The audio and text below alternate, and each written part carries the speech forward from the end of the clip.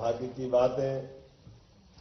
यद्यपि खजुराहो को परमात्मा ने कुछ विशेष आशीर्वाद दिया है। खजुराहो के कंदरिया महादेव, 64 योगिनी मंदिर, जटाशंकर महादेव, मतंगेश्वर महादेव, तिल तिल करके बड़ा होता हुआ वो भगवान का दरबार और उतने अच्छे लोग, और ऐसे में ही सबसे अच्छा होटल ग्रुप का बहुत पुराना प्राचीन नाम, जोरदार अभिनंदन ओबेरॉय ग्रुप के लिए। आज के होटल ओबेरॉय के इस लोकार्पण के अवसर पर ये खजुराहो एक नए दौर में प्रवेश कर रहा है। मंच पर उपस्थित माननीय यशस्वी सांसद विष्णुदत्त शर्मा जी, माननीय मंत्री दिलीप अहिरवार जी, माननीय ओबेरॉय जी, मैडम ओबेरॉय जी, शंकर जी, हमारे सीएससी शेखर शुक्ला जी, ये राजनगर विधानसभा का हिस्सा है। तो ये राजनगर के हमारे अच्छे सक्रिय माननीय विधायक श्रीमान पटेरिया जी, पूर्व मंत्री ललिता जी, दोनों माननीय विधायक शुक्ला जी, हमारे कामेश्वर प्रसाद सिंह जी, जिला अध्यक्ष जी, सारे जिला पंचायत अध्यक्ष जी, और हमारी उर्मिला जी, अर्चना जी, और मंच के सामने उपस्थित सभी आगंतुक अतिथिगण।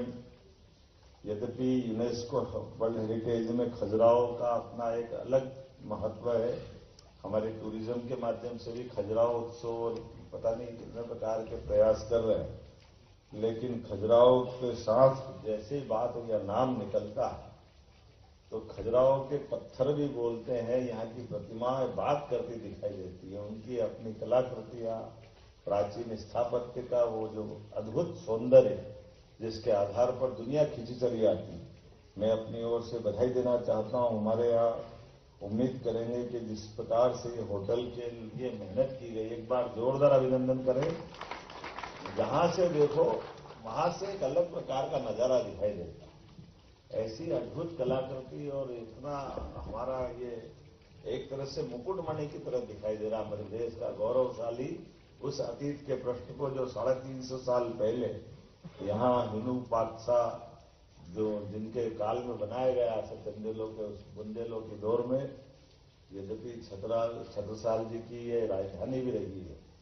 छत्ता तेरे राज में धक धक धरती होए, जित जित घोड़ा मुंह करे तित तित फत्ते होए। वाह, क्या जोरदार।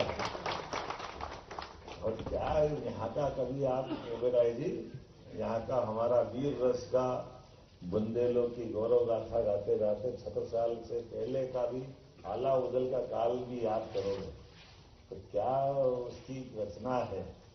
हमारा सबका जीवन तो लिमिटेड है, लेकिन लिमिटेड जीवन में भी आला उदल की रचनाओं के आधार पर अद्भुत यहाँ वीर रस की कविताएं और उसके ग्रंथों की बहुत अच्छी परंपरा भी।